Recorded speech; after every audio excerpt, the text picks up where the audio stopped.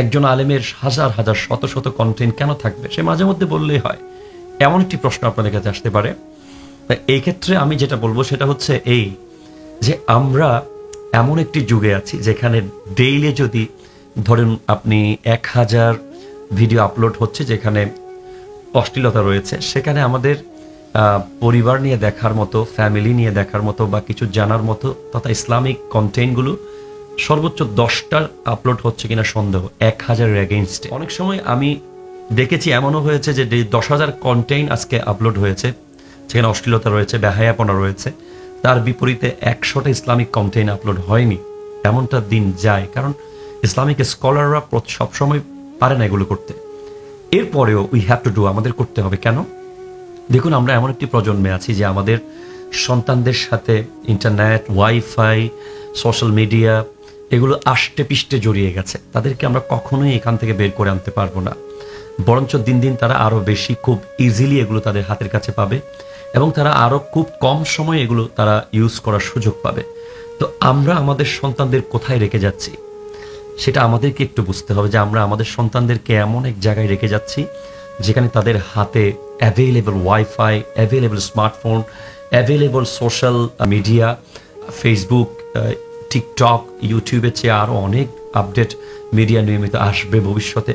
সুতরাং আমরা যেন তাদেরকে একটা ভদ্র পরিবেশে রেখে যেতে পারি। অ্যাটলিস্ট তারা 10টা অশ্লীলতাপূর্ণ ভিডিও তাদের সামনে আসলে সেখানে অন্তত একটা যেন ইসলামিক কন্টেন্ট, কোরআন সুন্নাহর কথা আসে, যেটা দেখে সে হেদায়ত হতে পারে, তার লাইফ চেঞ্জ হতে পারে। একজন ইসলামিক স্কলার হিসেবে আমাদেরকে অনেক ভ্যারাইটি আনতে হয় কন্টেন্ট ক্রিয়েট করতে গিয়ে। আমাদেরকে বিভিন্ন জায়গায় বিভিন্ন রকমের পরিবেশে নতুন নতুন কন্টেন্টগুলো আপনাদেরকে উপহার দেওয়ার জন্য আমরা চেষ্টা করি। আসলে অনেকে প্রশ্ন করে যে হুজুররা যেখানে সেখানে ভিডিও করে, যখন যেখানেই যাই কোনো একটা ভিডিও নিয়ে বসে যায়। আসলে ব্যাপারটা এমন না। হ্যাঁ, কিছু অতিরঞ্জন আছে, তবে আমাদেরকে বুঝতে হবে যে যারা ইসলামিক স্কলার আছেন, শুধুমাত্র ওয়াজের স্টেজে আমরা যদি নিয়মিত ভিডিও করে থাকি, এটা এক ধরনের একঘেয়েমি চলে আসে অডিয়েন্সের কাছে, দর্শকদের কাছে। এবং আমরা যদি সবসময় ঘরে বসে একই রকম ভিডিও বানাই, সেটাও একঘেয়েমি চলে আসে।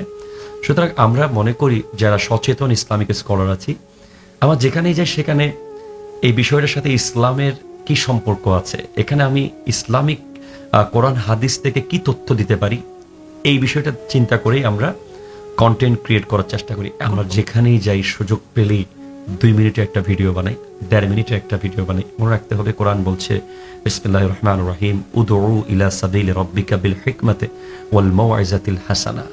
আগে আমাদেরকে হিকমত দিয়ে মানুষকে আহ্বান করতে হবে আল্লাহর রাস্তায়।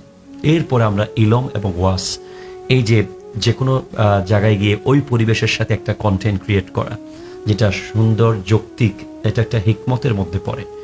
এবং বিশেষ করে আমাদেরকে মনে রাখতে হবে রাসূল সাল্লাল্লাহু আলাইহি ওয়াসাল্লাম ইরশাদ করছেন, লা তাআতা লিমাখলুকিন ফি মাসিয়াতিল খালিক। ওই সৃষ্টির অনুসরণ করা যাবে না যে সৃষ্টি আল্লাহর নাফরমানিতে লিপ্ত।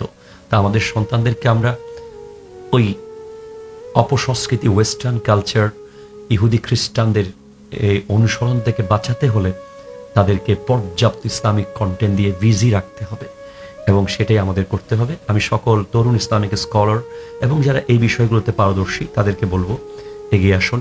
ডেলি অন্তত একটা বিষয়ে মেসেজ দিয়ে যান সোশ্যাল মিডিয়াতে। ভিউ হোক বা না হোক, আপনার এই ভিডিও অনেক বেশি ভাইরাল হোক বা না হোক, একজন দেখুক, কিন্তু আপনি সমুদ্রে ফেলে রাখুন।